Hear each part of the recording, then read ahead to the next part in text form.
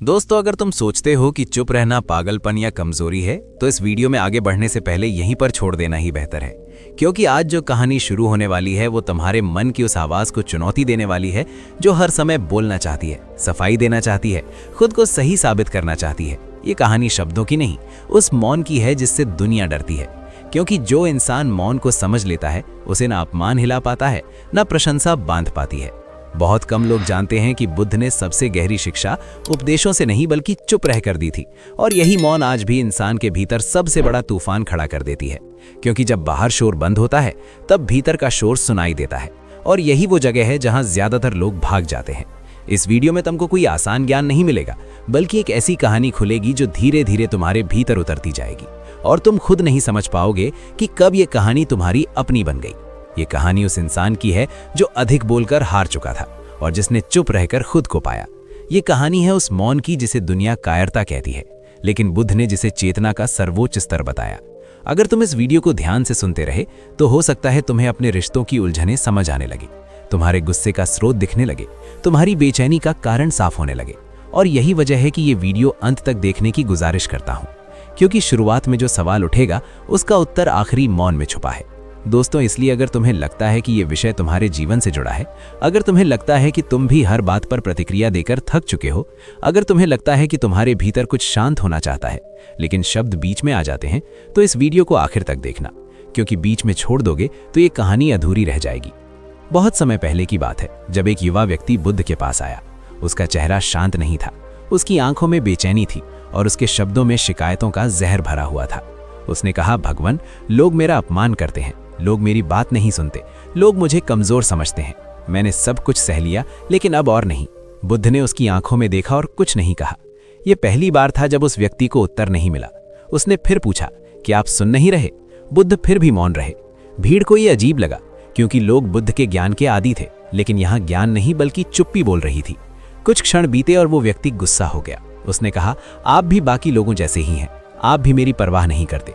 बुद्ध तब भी चुप रहे। अब यहाँ कहानी रुकते नहीं, बल्कि यहीं से असली कहानी शुरू होती है, क्योंकि यही वो क्षण है जहाँ जीवन की सबसे खतरनाक सच्चाई छुपी है।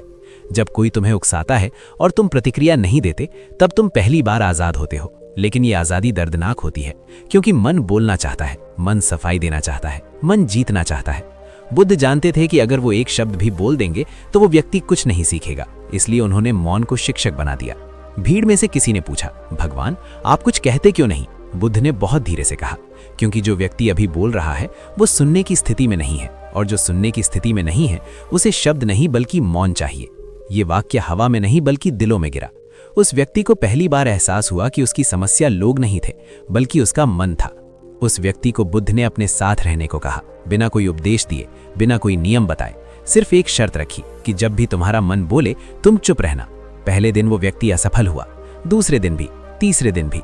हर बार जब कोई उसे कुछ कहता उसका शरीर कांपने लगता, शब्द गले तक आ जाते, लेकिन बुद्ध दूर से देखते रहते और कुछ नहीं कहते। चौथे दिन कुछ अजीब हुआ।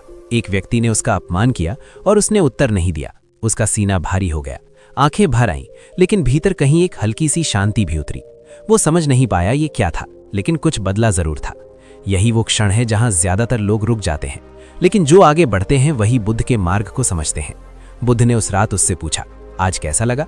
उसने कहा, दर्द हुआ, लेकिन कुछ टूटा नहीं। बुद्ध मुस्कुराए और बोले, यही मौन की पहली जीत है। जब दर्द हो लेकिन तुम टूटो नहीं, क्योंकि मौन कमजोरी नहीं, ये सबसे बड़ी शक्ति है। लेकिन अभी परीक्षा बाकी थी। अगले दिन उसे भीड़ के सामने झूठा आरोप लगाया गया। सब उसे देखने लगे, उसकी प्रतिष्ठा दांव पर थी।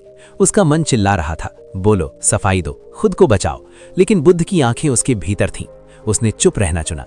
उस दिन लोग हंसे, उस दिन वो अकेला था, लेकिन उसी रात उसने पहली बार गहरी नींद ली, बिना डर के, बिना पछतावे के। और सुबह जो उसने महसूस किया वो जीवन में पहले कभी नहीं हुआ था। भीतर शांति थी, बिना कारण, बिना शब्द। यहीं से कहानी खतरनाक मोड़ लेने वाली है, क्योंकि अब मौन सिर्फ अभ्यास नहीं बल्कि हथियार बनने वाला है। और अगले भाग में तुम जानोगे कि कैसे बुद्ध ने मौन से ऐसे लोगों को हराया जिनके पास सत्ता थी, ताकत थी, भीड़ थी, लेकिन बुद्ध के पास सिर्फ चुप्पी थी। उस रात गहरी नींद के बाद जब वो व्यक्ति जागा तो उसे लगा जैसे भीतर कुछ हल्का हो गया है, लेकिन यह हल्कापन स्थायी नहीं था, क्योंकि जीवन कभी भी इतनी आसानी से बदलने नहीं देता। सुबह होते ही वही लोग, वही नजरें, वही ताने फिर उसके सामने थे। फर्क सिर्फ इतना था कि अब वो जानता था कि बोलने से कुछ नहीं बदलेगा, लेकिन चुप रहने से भीतर बहुत कुछ टूट सकता है। वो बुद्ध के पास गया और बोला, मैं चुप तो रह रहा हूं लेकिन भीतर आग जल रही है। बुद्ध ने पहली बार लंबी सांस ली और कहा, यही वो जगह है जहां ज्यादातर लोग मौन छोड़ देते हैं, क्योंकि जब मौन बाहर से दिखता है तो लोग समझते हैं कि ये शांति है, लेकिन जब मौन भीतर उतरता है तो वो सबसे पहले जहर बनता है। ये सुनकर वो घबरा गया। उसने पूछा, फिर चुप रहने का क्या लाभ? बुद्ध बोले, लाभ तब है जब तुम इस आग को भी देख सको, बिना उससे भागे। उसी दिन बुद्ध उसे एक गांव में ले गए जहां लोग पहले से बुद्ध से नाराज थे। वहां एक सभा रखी गई और जानबूझकर उस व्यक्ति को आगे बैठाया गया। सभा शुरू होते ही लोगों ने बुद्ध के बारे में अपशब्द कहने शुरू किए, आरोप लगाए, व्यंग किए। भीड़ हंस रही थी। उस व्यक्ति का शरीर फिर कांपने लगा, क्योंकि अब ये उसके गुरु का अपमान था। उसका मन चिल्ला रहा था, अब तो बोलना ही पड़ेगा। लेकिन बुद्ध ने उसकी ओर देखा और कुछ नहीं कहा। वही चुप्पी, वही नजर। वो समझ गया कि ये उसकी असली परीक्षा है। अगर वो बोलेगा तो ये उसका मौन नहीं बल्कि प्रतिक्रिया होगी। उसने अपने होंठ दबाए, सांस तेज हो गई, दिल जोर से धड़कने लगा। लोग उसकी ओर भी देखने लगे, जैसे कह रहे हो, बोलो, कुछ तो कहो। लेकिन वो चुप रहा। मिनट बीतते गए, आरोपों की धार कुंद होने लगी। लोग थकने लगे। कुछ लोग चुप हो गए, कुछ ने नजरें फेर ली। सभा बिना निष्कर्ष के खत्म हो गई। लौटते समय वो टूट चुका था। उसने बुद्ध से कहा, यह सहन शक्ति नहीं बल्कि आत्महत्या जैसी थी। बुद्ध रुके और बोले, क्या तुमने देखा किस क्षण लोग चुप हुए? उसने कहा, जब उन्हें जवाब नहीं मिला। बुद्ध ने कहा, नहीं, जब उन्हें तुम नहीं मिले। जब तुम प्रतिक्रिया नहीं बने तब उनके शब्दों का सहारा टूट गया। यही मौन का रहस्य है। मौन किसी को हराने का तरीका नहीं है, बल्कि खुद को बाहर निकाल लेने की कला है। उस रात वो व्यक्ति रोया, बिना आवाज के पहली बार। उसके आंसू शिकायत नहीं थे, बल्कि बोझ उतरने के थे। लेकिन कहानी यहीं आसान नहीं हो जाती, क्योंकि अगले दिन उससे कहा गया कि गांव के मुखिया ने उसे अपमानित करने के लिए बुलाया है। ये व्यक्ति अब समझ चुका था कि मौन बाहर आसान है, लेकिन सत्ता के सामने मौन सबसे कठिन होता है। मुखिया ने उसे ताने मारे, उसकी गरीबी पर हंसा, उसके अस्तित्व पर सवाल उठाया और अंत में कहा, तुम्हारे गुरु भी यहाँ कुछ नहीं कर सकते। उस क्षण वो व्यक्ति लगभग टूट गया। उसे लगा अब चुप रहना कायरता है, लेकिन तभी उसे बुद्ध का वाक्य याद आया, जब तुम मौन में भी खुद को बचा लो तब समझना तुम मुक्त हो। उसने सिर झुकाया और चुप रहा। मुखिया गुस्से में आ गया।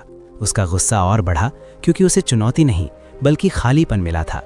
कुछ दिनों बाद वही मुखिया बुद्ध के पास आया और पूछा, लोग मेरे शब्दों से डरते क्यों नहीं रहे?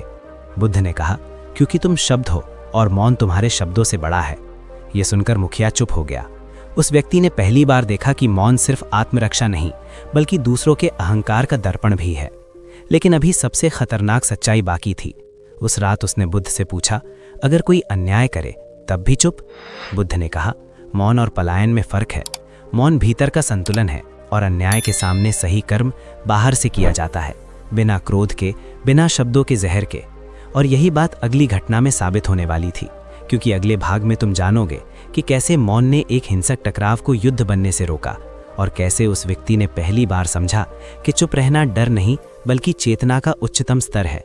अगली सुबह हवा में कुछ अलग सा था, जैसे कोई अनदेखी घटना होने वाली हो। उस व्यक्ति को ये एहसास भीतर से हो रहा था कि अब मौन की परीक्षा शब्दों से नहीं बल्कि हिंसा से होने वाली है। उसी दिन गांव के बाहर दो समूहों के बीच विवाद बढ़ गया था। बात जमीन की थी, अहंकार की थी और बदले की थी। दोनों ओर से लोग इकट्ठा हो रहे थे। हाथों में लाठियां थीं, आंखों में क्रोध था और शब्द अब चीख में बदल चुके थे।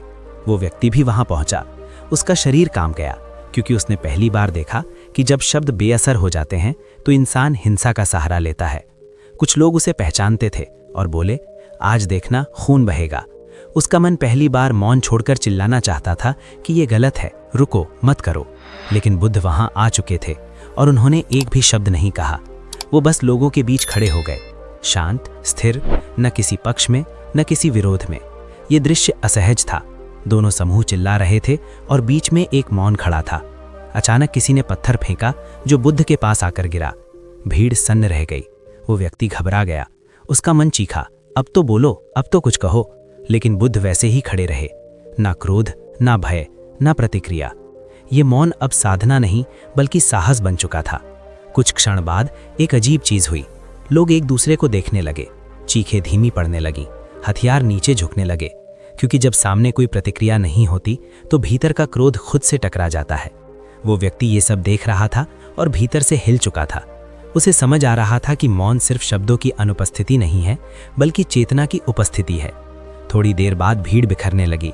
कोई युद्ध नहीं हुआ, कोई खून नहीं बहा, सिर्फ इसलिए क्योंकि कोई बीच में ऐसा था जिसे हराया नहीं जा सकता था। लौटते समय वो व्यक्ति बुद्ध के पास आया और कहा, आज अगर आप एक शब्द भी बोल देते तो शायद हिंसा हो जाती। बुद्ध ने कहा, नहीं, अगर मैं बोलता तो लोग शब्द सुनते, चुप रहा तो लोग खुद को सुनने लगे।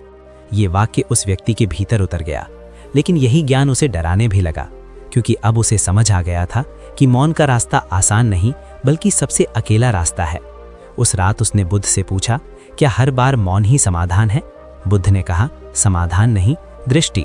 मौन तुम्हें वो दिखाता है जो शब्द छुपा देते हैं। लेकिन अगले दिन उसके जीवन की सबसे निजी परीक्षा आने वाली थी। एक व्यक्ति जिसने उसके अतीत में उसे धोखा दिया था, वही उसके सामने आया। उसने अपमान किया, पुराने घाव खोले, सबके सामने उसकी कमजोरी उछाली।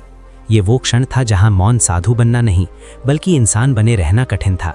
उसका दिल भर आया, आंखें नम हुई, हिन शब्द गले तक आ गए। उसे लगा अगर अभी चुप रहा तो खुद से गिर जाऊंगा। लेकिन तभी उसने देखा बुद्ध दूर खड़े हैं और उनकी आंखों में कोई आदेश नहीं बल्कि भरोसा है। उसने गहरी सांस ली और चुप रहा, लेकिन ये चुप्पी अब दबाव नहीं थी, ये स्वीकार थी। वो व्यक्ति थक गया, उसके शब्द बिखर गए। भीड़ ने पहली बार उस व्यक्ति को कमजोर नहीं बल्कि स्थिर देखा। उस रात वो व्यक्ति समझ गया कि मौन दूसरों को बदलने का तरीका नहीं है बल्कि खुद के भीतर के घावों को भरने की प्रक्रिया है। लेकिन कहानी यहीं समाप्त नहीं होती, क्योंकि अगले भाग में मौन और भी खतरनाक रूप लेने वाला है, जहां मौन को कायरता कहा जाएगा, जहां बुद्ध पर भी प्रश्न उठेंगे और जहां ये तय होगा कि चुप रहने वाला सच में मजबूत है या सिर्फ भाग रहा है। उस दिन वातावरण बदला हुआ था, शांति नहीं बल्कि संदेह हवा में तैर रहा था।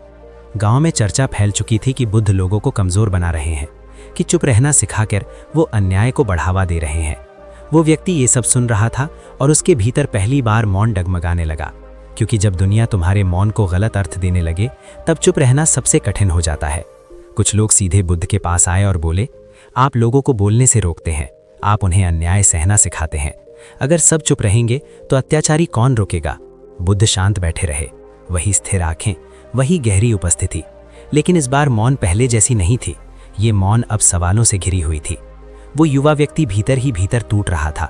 उसे लगा शायद लोग सही कह रहे हैं, शायद मौन सच में पलायन है। उसी शाम एक सभा बुलाई गई, जहां बुद्ध से सार्वजनिक प्रश्न पूछे जाने थे। ये पहली बार था जब बुद्ध के मौन पर ही मुकदमा चलने वाला था।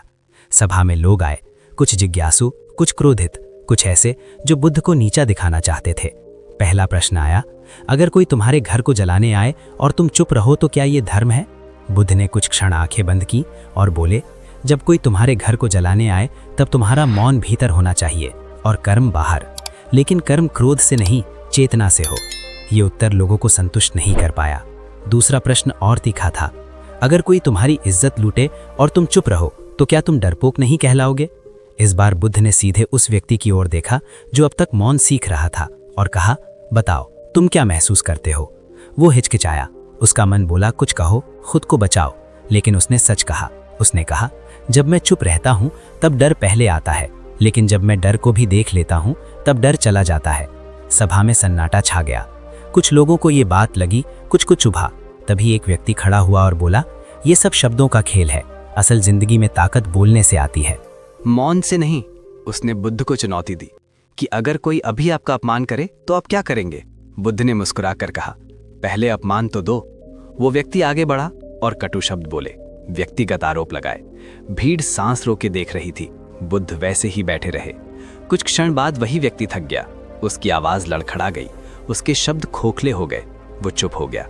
बुद्ध ने तब कहा, तुमने देखा, मैंने कुछ नहीं किया और तुम्हारा अपमान लौट गया, क्योंकि अपमान तभी जीवित रहता है जब उसे लेने वाला कोई हो। ये वाक्य बिजली की तरह गिरा, लेकिन फिर भी सभी सहमत नहीं थे। कुछ ने कहा, यह सब साधुओं के लिए ठीक है, लेकिन गृहस्थों के लिए नहीं। तब बुद्ध ने सबसे खतरनाक बात कही, मौन किसी के लिए नियम नहीं है, ये चेतना की अवस्था है। जब तुम भीतर से शांत हो तब बोलना भी मौन ही होता है, और जब भीतर अशांति हो तब चुप रहना भी हिंसा बन जाता है। उस व्यक्ति को पहली बार समझ आया कि मौन का अर्थ होड़ बंद करना नहीं, बल्कि भीतर के शोर को देखना है। लेकिन इसी समझ के साथ डर भी आया, क्योंकि भीतर का शोर देखना आसान नहीं होता। उस रात वो व्यक्ति सो नहीं पाया। उसके भीतर सवाल घूमते रहे, क्या मैं सच में मौन को समझ रहा हूँ या सिर्फ भाग रहा हूँ? क्या ये मार्ग मुझे मजबूत बना रहा है या अकेला? और यहीं से कहानी और भी गहरी होने वाली थी। सबसे क्रूर परीक्षा आने वाली है, जहाँ चुप रहने की कीमत सिर्फ अपमान नहीं बल्कि सब कुछ खो देना हो सकती है। अगली सुबह उसके जीवन की दिशा बदलने वाली थी, लेकिन उसे इसका अंदाजा नहीं था। सूरज निकला था, लेकिन उसके भीतर अंधेरा था, क्योंकि जब इंसान कुछ समझने लगता है तब सबसे पहले उसका पुराना सहारा टूटता है। गांव में ये खबर फैल चुकी थी कि वो व्यक्ति बुद्ध का अंधा अनुयायी बन गया है। लोग उसे ताने देने लगे। उसके काम पर असर पड़ा। जिनके घर वो जाता था उन्होंने दरवाजे बंद कर दिए, बच्चों ने पत्थर फेंके, औरतों ने फुसफुसाना शुरू किया।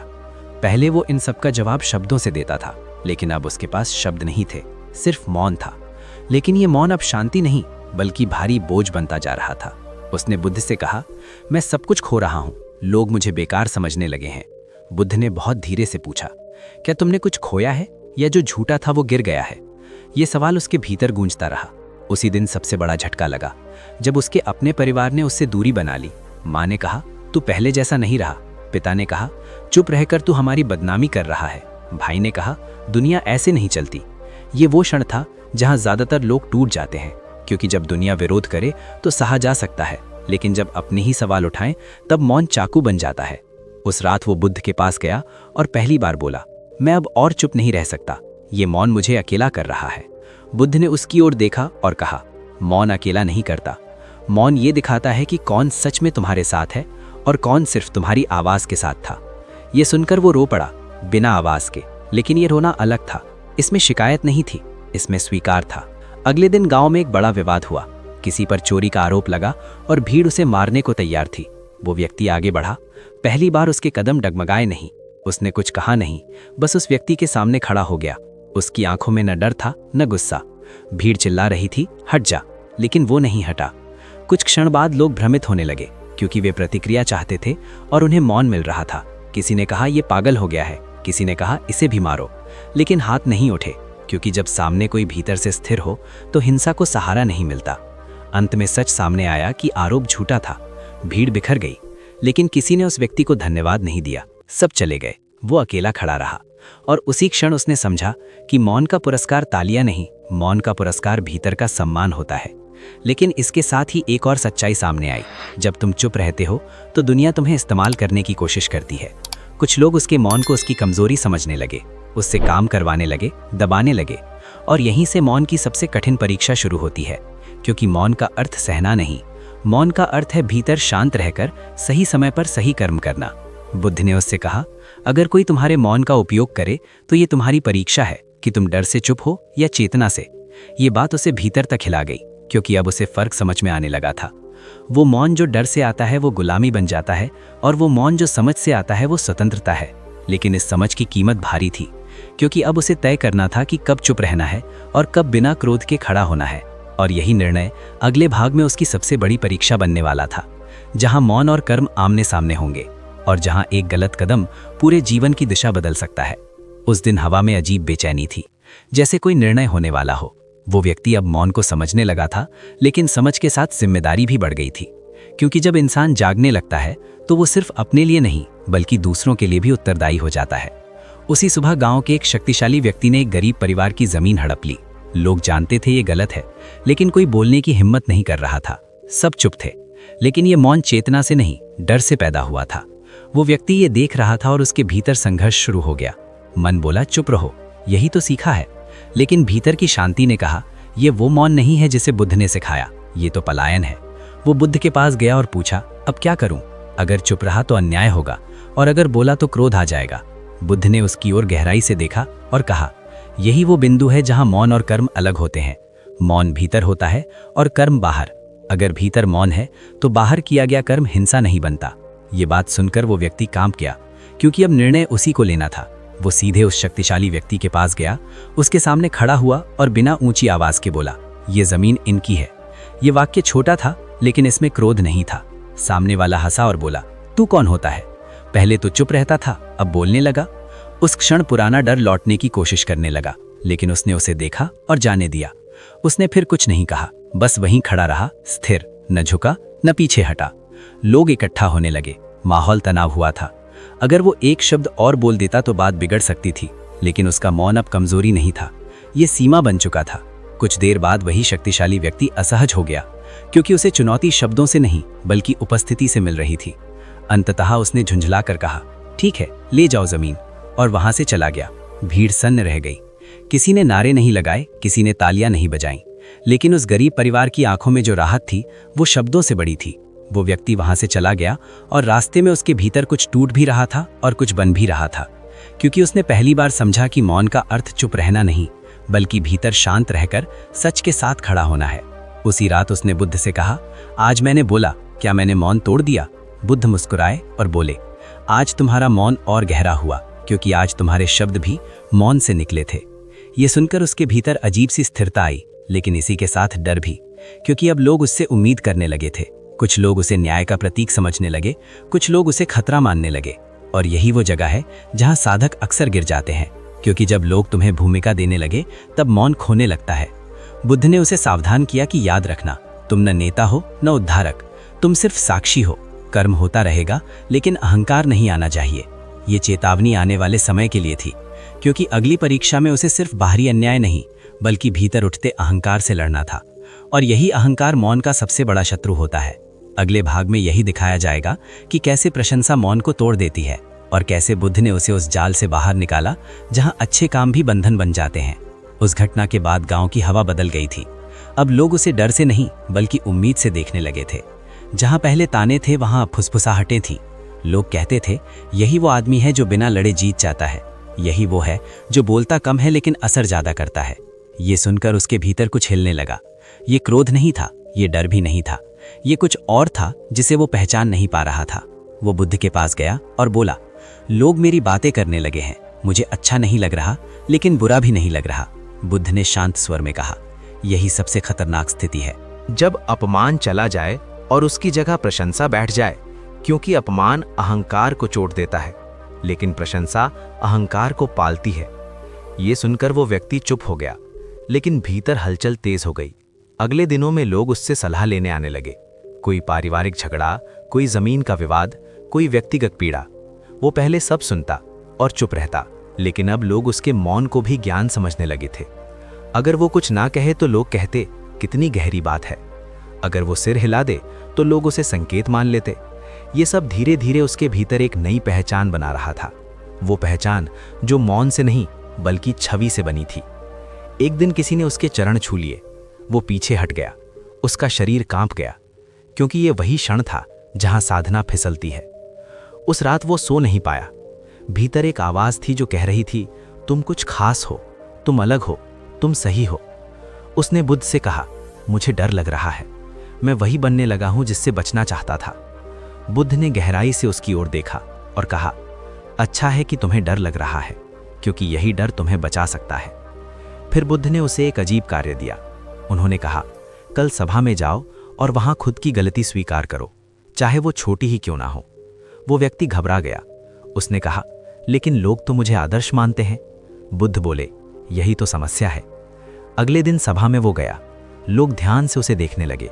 उसने कहा, मैंने हाल के दिनों में लोगों की बातों से अपने भीतर एक सुख महसूस किया है, और ये सुख मुझे सही नहीं लग रहा। भीड़ को ये समझ नहीं आया। कुछ लोग निराश हुए, कुछ भ्रमित, कुछ ने सोचा ये व्यक्ति कमजोर है। उसी क्षण उसकी बनाई हुई छवि टूटने लगी। वो भीतर से हल्का महसूस करने लगा। लेकिन कहानी यहाँ खत्म नहीं होती, क्योंकि प्रशंसा सिर्फ बाहर से नहीं आती, वो भीतर भी जन्म लेती है। उस रात उसने देखा कि उसका मन खुद ही उसकी तारीफ कर रहा है।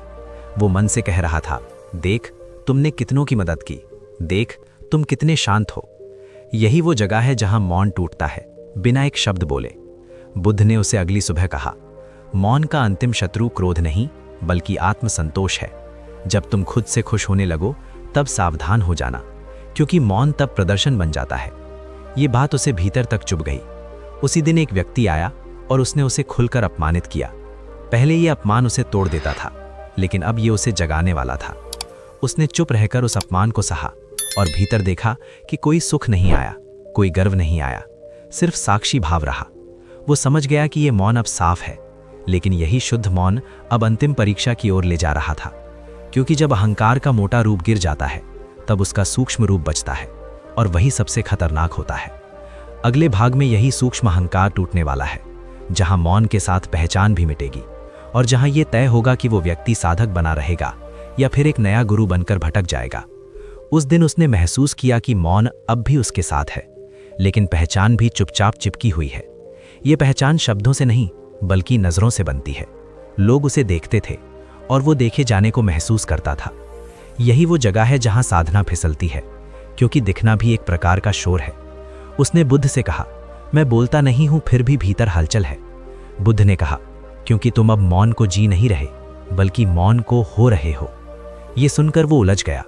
बुद्ध ने आगे कहा, जब तक तुम किसी भूमिका में हो तब तक मौन भी भूमिका बन जाता है। उस रात बुद्ध उसे जंगल की ओर ले गए, बिना बताए बिना समझाए, बस चलते रहे।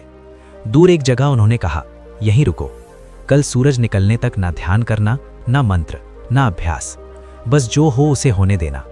वो व्यक्ति अकेला था, ना लोग, ना प्रशंसा, ना अपमान, सिर्फ अंधेरा और आवाजें, जंगल की आवाजें, भीतर की आवाजें। पहला घंटा बेचैनी से भरा था, दूसरा डर से, तीसरा ऊब से, चौथा स्मृतियों से। उसके मन में वही विचार आए जो पहले आते थे, लेकिन अब कोई उन्हें रोकने वाला नहीं था। उसने देखा कि मौन कोई ढाल नहीं है, मौन तो सब कुछ उखाड़ देता है। सुबह के पास आते आते वो थक गया। भीतर कोई भूमिका नहीं बची, ना साधक, ना शिष्य, ना अच्छा, ना बुरा, बस थकान और उपस्थिति। सूरज उगा और बुद्ध आए। उन्होंने कुछ नहीं पूछा, वो व्यक्ति कुछ नहीं बोला। लौटते समय उसने महसूस किया कि लोग अब उसे वैसे नहीं देख रहे। शायद उसकी आंखों में कुछ पतला था, शायद कुछ टूटा था। गांव में पहुंचते ही एक व्यक्ति आया और बोला, तुम्हें देखकर पहले जैसा भरोसा नहीं होता। पहले वो सुनकर भीतर कुछ टूटता या बनता, आज कुछ नहीं हुआ, बस सुन लिया। उस क्षण उसने जाना कि पहचान गिर रही है, लेकिन ये गिरना आसान नहीं था। अगले दिनों में लोग कम आने लगे, प्रशंसा कम हुई, जरूरत भी कम हुई, और उसी के साथ भीतर एक खालीपन आया। ये खालीपन शांति नहीं था, ये अर्थहीनता थी। उसने बुद्ध से कहा, अब तो कोई मुझे नहीं पूछता। बुद्ध ने कहा, अच्छा है, अब मौन को कोई देखने वाला नहीं रहा, यही असली शुरुआत है। लेकिन यही वो जगह है जहां ज्यादातर लोग वापस लौट जाते हैं, क्योंकि जब ना तारीफ हो ना विरोध, तब मन पूछता है, मैं कौन हूं। उस रात उसने खुद से यही पूछा और कोई उत्तर नहीं आया। पहले ये डरावना होता, आज ये मुक्त करने वाला था। लेकिन अभी एक अंतिम परत बाकी थी, क्योंकि जब पहचान गिरती है तब अस्तित्व का डर आता है। अगले दिन एक घटना हुई। गांव में किसी ने कहा, यह आदमी अब बेकार हो गया है, पहले कुछ काम का था, अब कुछ नहीं। ये सुनकर भीतर हल्की सी चुभन उठी, बहुत हल्की, लेकिन उसने उसे देख लिया। वो समझ गया कि मौन का काम चुभन खत्म करना नहीं, बल्कि चुभन को दिखाना है। बुद्ध ने उससे कहा, अब तुम्हें कुछ भी बनने की जरूरत नहीं, न चुप रहने वाला, न सिखाने वाला, न सही न गलत, बस उपस्थित रहो। यही मौन का अंतिम द्वार है। ये सुनकर उसके भीतर भय और राहत एक साथ आए, क्योंकि अब लौटने को कुछ नहीं था। और यही वो स्थिति है जहां अंतिम सत्य प्रकट होता है। अगले भाग में यही अंतिम सत्य सामने आएगा, जहां मौन किसी अभ्यास की तरह नहीं, बल्कि जीवन की स्वाभाविक अवस्था की तरह प्रकट होगा, और जहां ये तय होगा कि कहानी समाप्त होती है या फिर सच में शुरू होती है। अब वो व्यक्ति वैसा नहीं रहा था जैसा पहले था, लेकिन वो ये भी नहीं कह सकता था कि वो कुछ नया बन गया है। ये अजीब स्थिति थी, जहां ना पीछे लौटने की जगह थी और ना आगे जाने की इच्छा। गांव में लोग अब उसे लगभग भूल चुके थे। कोई सलाह लेने नहीं आता, कोई प्रश्न नहीं पूछता, कोई विरोध नहीं करता। और यही शांति सबसे भारी थी, क्योंकि जीवन में हलचल होती है तब मन उलझा रहता है, लेकिन जब सब शांत हो जाए तब मन खुद को पकड़ने लगता है। उसने बुद्ध से कहा, अब न सुख है, न दुख, न डर है, न उत्साह, ये क्या अवस्था है। बुद्ध ने कहा, ये वही जगह है जहां मौन अब भी सूक्ष्म रूप से मौजूद है, क्योंकि अब तुम इस शांति को भी पकड़ना चाहते हो। ये सुनकर वो चौंका। उसे लगा था कि अब तो सब समाप्त हो गया है, लेकिन बुद्ध ने आगे कहा, जब तक तुम ये कह सको कि मैं शांत हूं, तब तक कोई ना कोई मैं बचा हुआ है, और यही अंतिम परत है। उसी दिन बुद्ध ने उसे एक और कठिन निर्देश दिया। उन्होंने कहा, कल जब गांव में सबसे बड़ा उत्सव हो, तब वहां जाना और वहां भी वैसे ही रहना जैसे अभी हो, अलग दिखना ना अलग होना। उत्सव का दिन आया, संगीत था, नृत्य था, लोग हंस रहे थे, पी रहे थे, चिल्ला रहे थे। पहले वो ऐसे माहौल से दूर भागता, उसे लगता ये शोर है, लेकिन आज वो वहां खड़ा था। भीतर कोई विरोध नहीं, कोई आकर्षण नहीं। लेकिन जैसे जैसे समय बीता, भीतर एक अजीब सी घबराहट उठी, क्योंकि शांति अब सुरक्षित नहीं थी। शांति टूट सकती थी, कोई उसे धक्का दे सकता था, कोई उसका मजाक उड़ा सकता था। और वही हुआ। कुछ लोगों ने उसे देखा और हंसते हुए बोले, देखो ये वही है जो चुप रहने का नाटक करता था। ये सुनकर भीतर कुछ हिला, बहुत हल्का लेकिन स्पष्ट। ये अंतिम डर था, ये डर कि कहीं मेरी ये अवस्था भी छिन ना जाए। और इसी क्षण वो समझ गया कि यही आखिरी बंधन है। जब तुम मौन को भी बचाने लगो तब मौन नहीं रहता। उसने गहरी सांस ली और पहली बार भीतर से हंसी निकली, बिना कारण, बिना किसी को दिखाने के लिए। ये हंसी न सुख की थी न मजाक की, ये पहचान के गिरने की हंसी थी। लोग उसे अजीब समझकर आगे बढ़ गए, लेकिन उसके भीतर कुछ हमेशा के लिए ढह गया। उसी रात वो बुद्ध के पास गया और कहा, आज मुझे डर लगा कि मेरी शांति टूट जाएगी। बुद्ध ने कहा, अच्छा हुआ, क्योंकि जो टूट सकता है वो अंतिम सत्य नहीं होता। ये सुनकर वो मौन में बैठ गया। कोई प्रश्न नहीं, कोई उत्तर नहीं। पहली बार मौन बोझ नहीं था, साधना नहीं थी, पहचान नहीं थी, वो बस था। अगले कुछ दिनों तक बुद्ध ने उससे कोई बात नहीं की, न कोई निर्देश, न कोई कथा। और वो व्यक्ति भी कुछ पूछने नहीं गया, क्योंकि अब पूछने वाला कोई था ही नहीं। एक सुबह बुद्ध ने उससे कहा, अब तुम यहां रहो या जाओ, कोई फर्क नहीं। मौन अब तुम्हारा अभ्यास नहीं रहा, ये तुम्हारी प्रकृति बन चुका है। ये सुनकर वो रोया नहीं, मुस्कुराया नहीं, बस सिर झुका दिया, क्योंकि अब झुकने वाला भी कोई खास नहीं था। क्योंकि जो मौन भीतर उतरता है वही बाहर जीवन बनकर प्रकट होता है।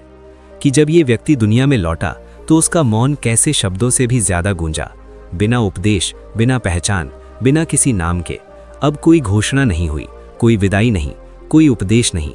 वो व्यक्ति बस एक दिन चला गया, न ये सोचकर कि वो कहीं जा रहा है और न ये जानकर कि वो कुछ छोड़ रहा है, क्योंकि अब उसके भीतर कोई दिशा नहीं बची थी जिसे पकड़ना पड़े। वो जहां गया वहां वो रहा।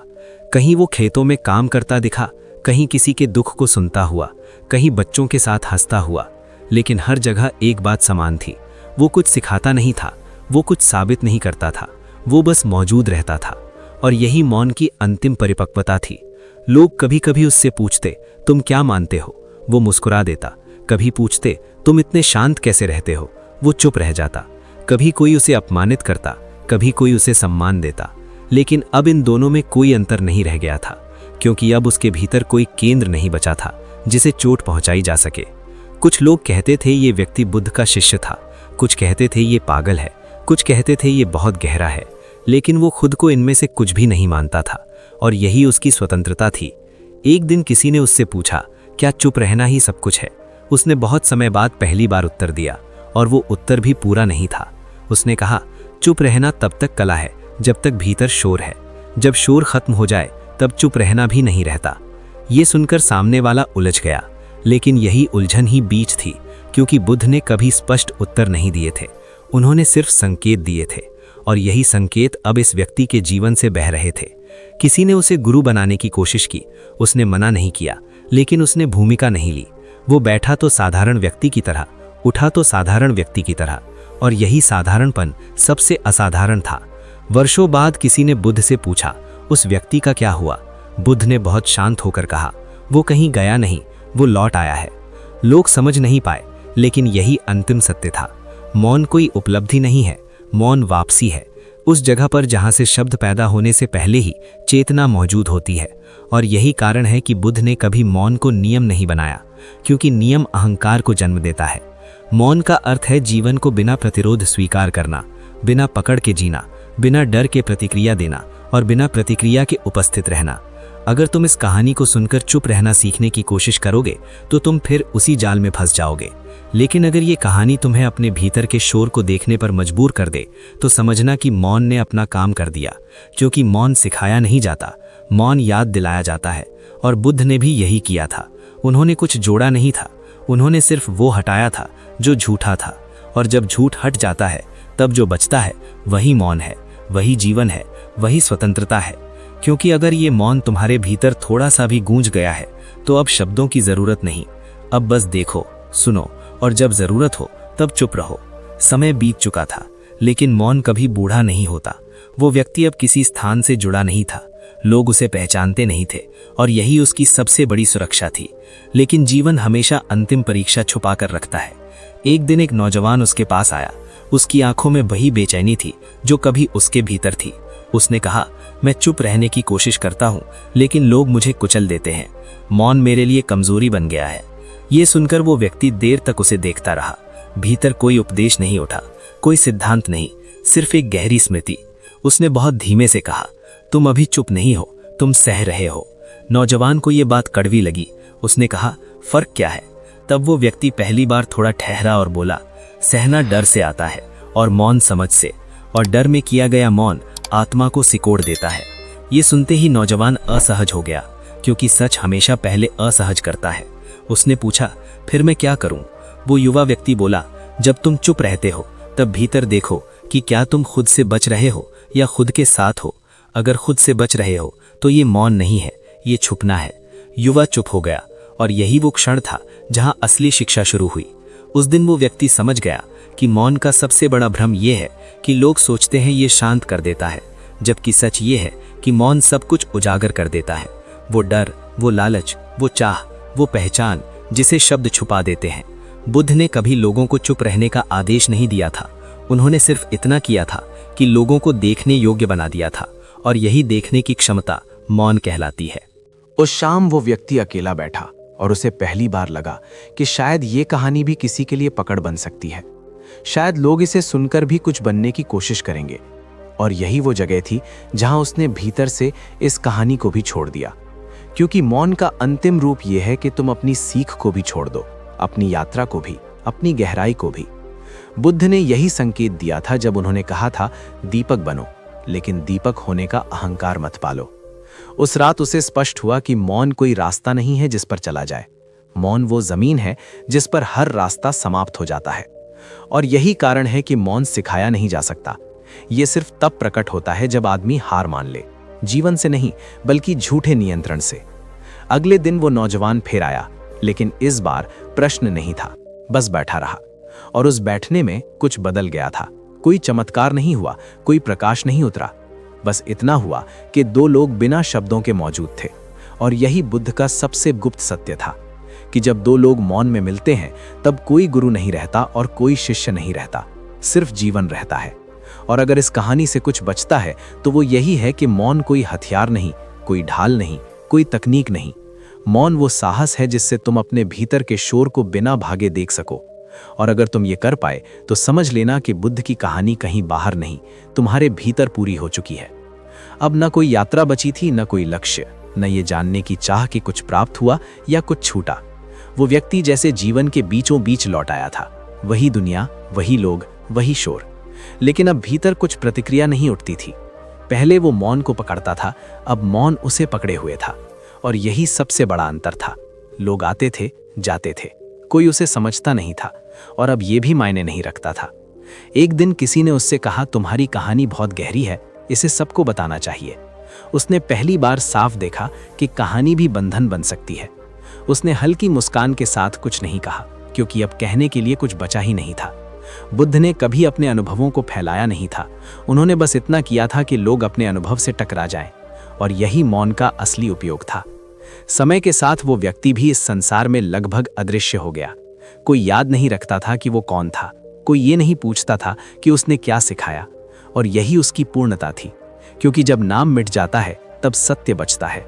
एक शाम वो अकेला बैठा था, वही आकाश, वही हवा, वही सांसें। और पहली बार उसे स्पष्ट दिखा कि मौन कोई स्थिति नहीं, बल्कि जीवन की स्वाभाविक धड़कन है। जैसे दिल बिना शोर के धड़कता है, वैसे ही अस्तित्व बिना शब्द के बहता है। बुद्ध ने यही देखा था और इसी को इशारों में छोड़ दिया था।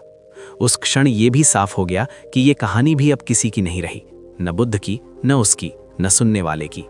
ये बस एक संकेत थी, और संकेत का काम पूरा हो चुका था। अगर इस कहानी को सुनकर कोई चुप रहने की कोशिश करेगा तो वो फिर फंस जाएगा। लेकिन अगर कोई अपने भीतर उठते शब्दों को देख ले, अपने गुस्से को, अपने डर को, अपनी चाह को, और उन्हें बिना दबाए देख सके, तो वहीं मौन प्रकट हो जाएगा। यही कारण है कि मौन को सिखाया नहीं जाता, मौन याद आता है, जैसे कोई बहुत पुरानी चीज अचानक मिल जाए। बुद्ध ने इसी स्मृति को जगाया था, और ये व्यक्ति भी बस उसी स्मृति का माध्यम बन गया था। अब न कोई संदेश था, न कोई चेतावनी, बस एक शांत स्पष्टता थी कि जब तुम चुप होते हो तब दुनिया नहीं रुकती, लेकिन जब तुम भीतर शांत हो जाते हो तब दुनिया का प्रभाव रुक जाता है। और यही स्वतंत्रता है, यही निर्वाण का अर्थ है। कोई स्वर्ग नहीं, कोई विशेष अवस्था नहीं, बस जीवन को बिना विरोध जीने की क्षमता। अगर इस वीडियो के अंत में तुम्हें लगा कि कुछ कहा नहीं गया, तो समझ लेना कि मौन ने अपना काम कर दिया, क्योंकि जहां शब्द खत्म होते हैं वहीं बुद्ध की कहानी सच में शुरू होती है। और यहीं ये कहानी तुम्हारे भीतर छोड़ दी जाती है, बिना किसी निष्कर्ष के, बिना किसी सीख थोपे, सिर्फ एक मौन आमंत्रण के साथ। अगर तुम्हें लगा कि इस वीडियो में सब कुछ कह दिया गया है, तो यही सबसे बड़ा भ्रम है, क्योंकि बुद्ध की शिक्षाएं शब्दों में समाप्त नहीं होती, वे तब शुरू होती हैं जब शब्द खत्म हो जाते हैं। अब जब ये आवाज धीरे धीरे शांत हो रही है, जरा ठहर कर देखो, तुम्हारे भीतर क्या बदल रहा है? कोई हलचल, कोई शांति, कोई प्रश्न, या बस एक गहरा सन्नाटा? यही इस कहानी का असली प्रभाव है, क्योंकि मौन बाहर नहीं, भीतर उतरता है, और जो भीतर उतर जाए उसे समझाने के लिए शब्दों की जरूरत नहीं पड़ती। हो सकता है कल फिर वही दुनिया मिले, वही लोग, वही ताने, वही उलझने, लेकिन अगर इस वीडियो का एक भी क्षण तुम्हारे भीतर ठहर गया, तो समझ लेना मौन ने अपना काम शुरू कर दिया। RKS कहानी पर हम ऐसी ही कहानियां लाते हैं जो तुम्हें बदलने नहीं आती, बल्कि तुम्हें तुम्हारे ही पास वापस छोड़ जाती हैं। अगर ये वीडियो तुम्हें एक पल के लिए भी रुकने पर मजबूर कर सका, तो इसे लाइक करना, क्योंकि लाइक सिर्फ समर्थन नहीं, ये संकेत है कि शोर के बीच किसी ने मौन को चुना।